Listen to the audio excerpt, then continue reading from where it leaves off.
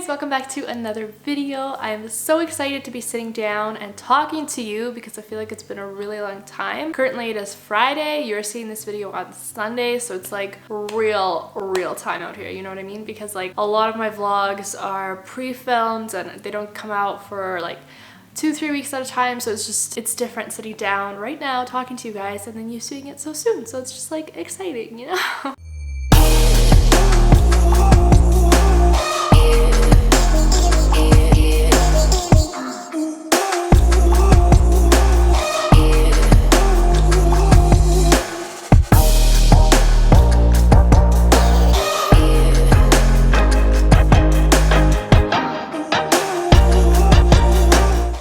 Seen my face before, hi, I'm Varia. I have a cute little son and a wonderful fiance, and we vlog and do all sorts of different videos all the time. So if you want to subscribe, be sure to do so. The button is below. Be sure to turn on the little post notification so that you are notified every single time I post a brand new video. My fiance Mitchell also has a channel. If you want to go check him out, I will have that link below as well, and you can check out our Instagrams down there also.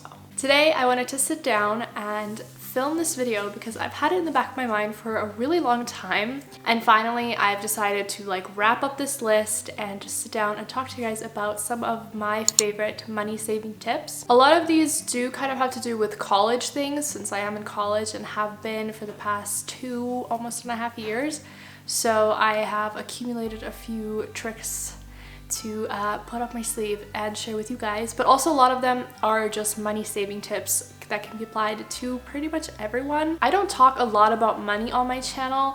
There's not really a particular reason for it. I just, as a human, I've always kind of been a little bit uncomfortable when it comes to money, but there's just no reason for it, and everyone deals with money, so it's definitely a conversation that needs to be normalized and a concept I want to integrate a little bit more into my channel.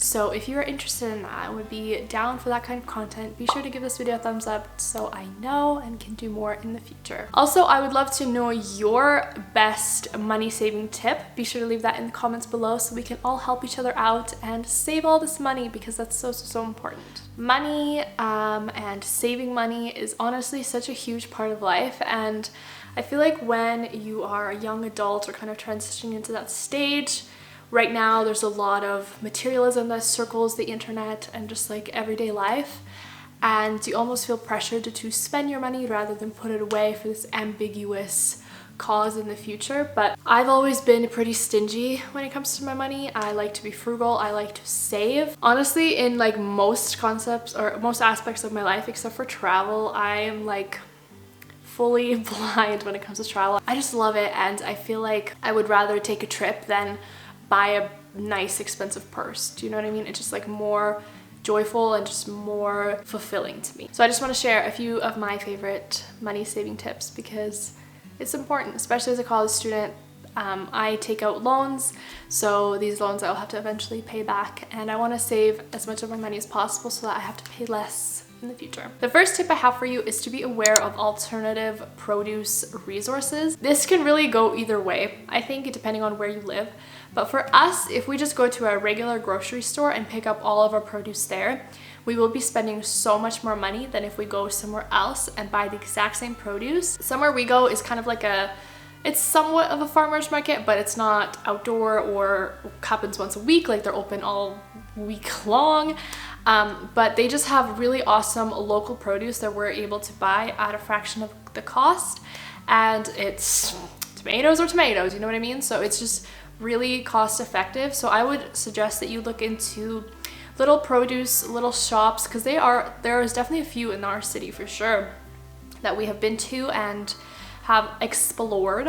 And I find it is an extra step to take, but it usually does save a lot of money. So if that's something that you are interested in, and especially if you buy a lot of produce, which we do, it really does benefit us in the end. I know sometimes if you go to a farmer's market, it can be more expensive to buy produce there, but look into just less bougie options and see what you can find, because I'm sure there's something out there that sells very inexpensive produce year round. Okay, next little tip I have for you is to use this app called Flip. This video is not sponsored by Flip. I do wish it was, but it isn't. My mom introduced me to this app a little while ago, and I've used it a lot since. So it's really easy to navigate, and all I do is log in here and I go ahead and make a list of everything that we need to purchase for that week. We go grocery shopping once a week. So I make a list. Every little item will have an arrow that you can click on, and it will show you all of the local newspapers and flyers that have that item on sale. So this app makes it super easy to price match. Now, couple catches with that. You need to make sure that the grocery store you shop at does do price match, because not all of them do. And you also need to make sure that the store that you're price matching at will price match the particular store that you found the deal at. So Superstore is somewhere that we go, and they do price matching, but they have limited the stores that they will outreach to. So keep that in mind, but a lot of the time it really works. Mind you, usually these are like $1 or $2 savings, but that adds up really fast, especially if you're getting a large and significant grocery cart. It will definitely save you 10, 20 bucks, which is crazy considering all you have to do is just punch it into an app and look for flyers.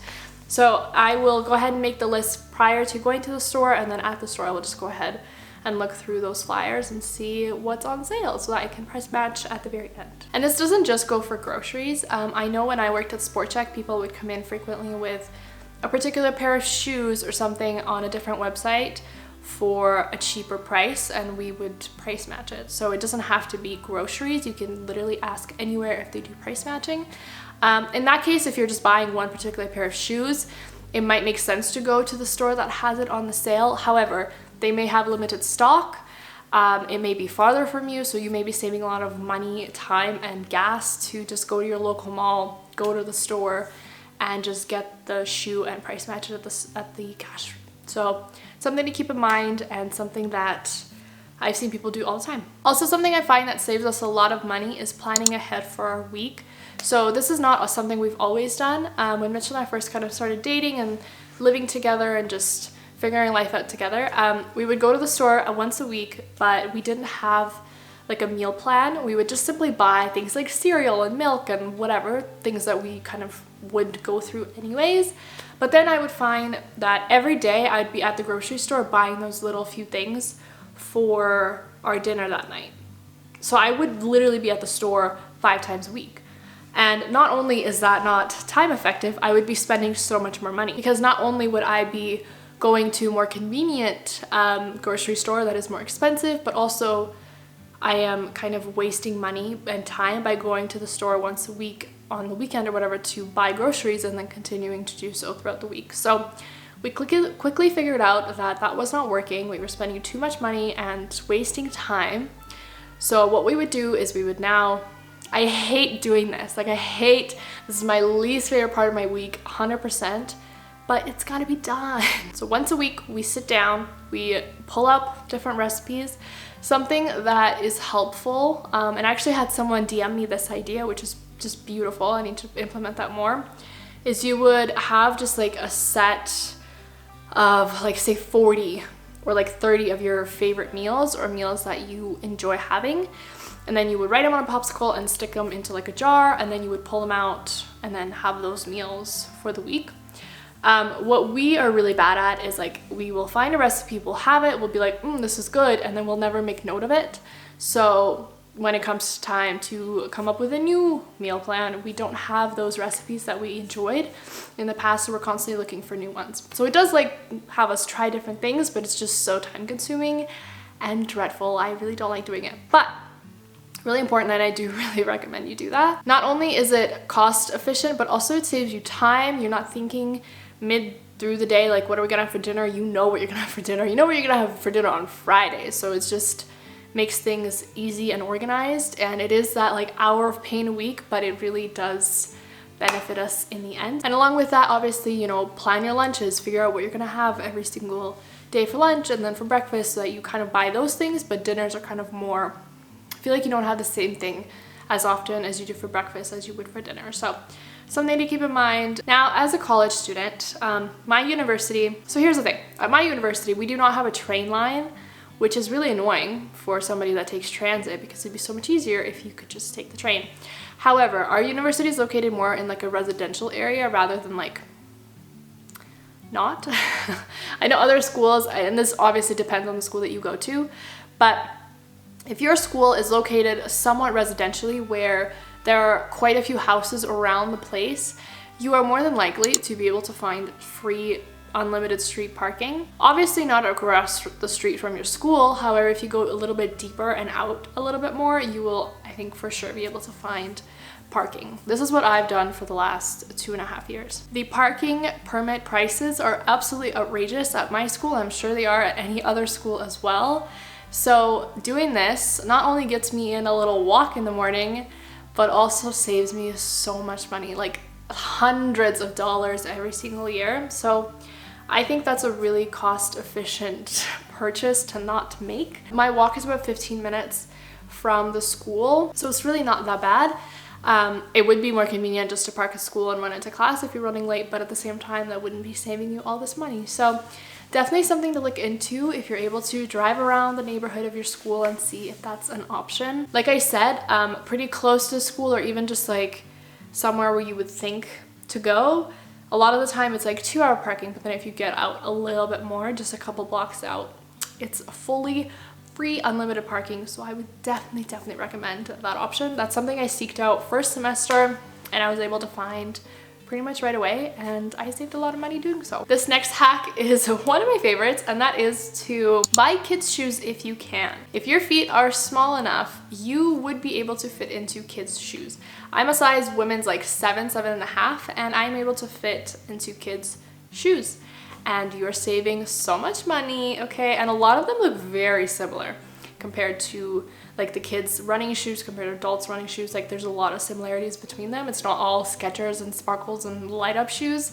Like a lot of them just look like an adult shoe. So if that's something you're able to do, if you have small feet, I would definitely recommend you do so because it saves so much money. Okay, this next tip is a little controversial, but I do not like to spend money on books, on textbooks that is.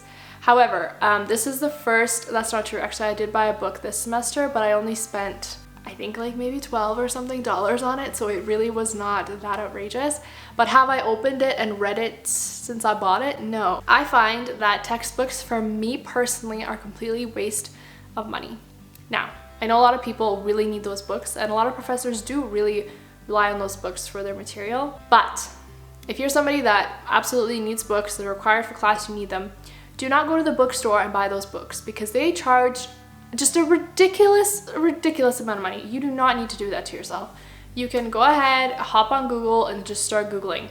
You can buy previous editions, you can buy them used, you can buy them off random little websites that will have the book you need for the fraction of a cost. It's actually insane how much you can save on textbooks just by doing this. And a lot of the time you're able to see the books that are required for your class ahead of time so that you can order them and then they'll be there for your class when it starts. So I'm not saying don't buy books, but just buy your books wisely. Don't spend hundreds of dollars on books because you can save a lot, and make sure you resell them after as well because more than likely you will never use those books again. So just get rid of them and make some extra money. Another little tip that Mitchell and I like to do sometimes is have no spending days. And I do find that this can be pretty easy to do, especially if I'm just like at school all day and I have my food and, you know, we don't need to run any sort of errands and I have gas and stuff like that, and I just don't need to spend my money. Now, when I reached out to you guys on Instagram, a lot of you said that you just leave your debit card at home if you're physically unable to resist that Starbucks and that cookie at your cafeteria, then just leave your debit card at home. Leave it at home and you don't have it to use it, and then that way you're saving a lot of money. It is important to practice self-control and just have your money in case you need it, but just have those days where you are vowing to yourself that you will not spend money. Like 2-3 times a week will make a huge difference. So definitely try that out because I think it'd be really helpful. And then kind of branching off from that, pack your lunch. Listen, I know it's a lot of work and I know it's annoying to be dragging around your little lunchbox, but saves you so much money and likely is a lot healthier to do than buy lunch every day. However, if you're not somebody that likes to bring leftovers to school or pack a sandwich or whatever, something you can do at the grocery store, like where we go at Superstore, they have little pre-packed salads. If you buy a salad at school every day, why not just buy them for half the price at your grocery store and just keep them in your fridge, pack one every morning, and there you go. I think that's a way better and cost-effective thing to do than be spending money at like the school cafeteria or going out to eat or whatever. There isn't time and place for that. If you've been working super hard and just got through midterms, by all means, spoil yourself to a little lunch once a month or something, but don't go crazy. You don't need to buy a lunch every single day you're at school. You can easily pack a lunch, bring granola bars, bring fruit, bring almonds, whatever. I pack my lunch very often. And also when I go to scheduled classes, I really try and minimize the days that I'm there all day, just because I find it's like a lot to do. And I don't really love to pack food either. Like I don't like bringing a lunch, but I do. Most days I do, and it saves a lot of money and time. Also, like you're not waiting in line to get food, and it's just kind of all there. I really like to bring leftovers as well and just pop them in the microwave, and you got a hot meal ready to go. Another tip I have for you is to seek out student discounts. A lot of places offer them. Something like Apple Music that you probably have and you can get for like, I think it's $4.99 instead of like $12.99 or whatever, for the full price versus the student discount price. All you gotta do is like put in your student ID and you have Apple Music for a fraction of the cost. A lot of stores at the mall will have a student discount. I know Mitchell and I we were buying something at Apple and they had a promotion going on where you can get 20% off or something if you're a student. So just little things like that, just be on the lookout and ask, you know.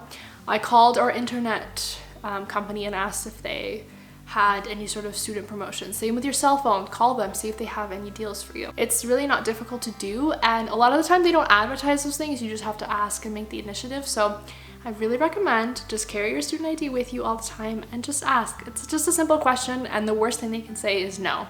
So try it out, it might save you a bunch of money. And the last little tip I have for you is to actually pass your classes. I know that sounds silly and may not make sense right at the start, but if you have to repeat your classes, that's a lot of tuition, that's a lot of time wasted. Pay attention, do your best, and pass your classes, because you will save a lot of money if you don't have to repeat that class all over again and spend hundreds of dollars to do so. So those are all of my tips I have for you to save money while in college or otherwise. You can definitely take a lot of these tips beyond.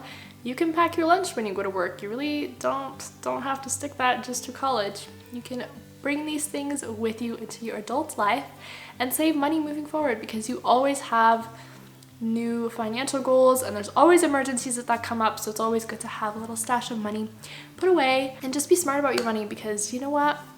It's good to be financially stable. A lot of the tips that you guys sent in had to do with the envelope method. I saw a lot of that, whether you put your savings in envelopes and just stash them away where you forget about them, or you do the envelope method where you take out a certain amount of money and put them in categorical envelopes and use them that way. Again, a lot of people said lose your bank card and don't get a new one.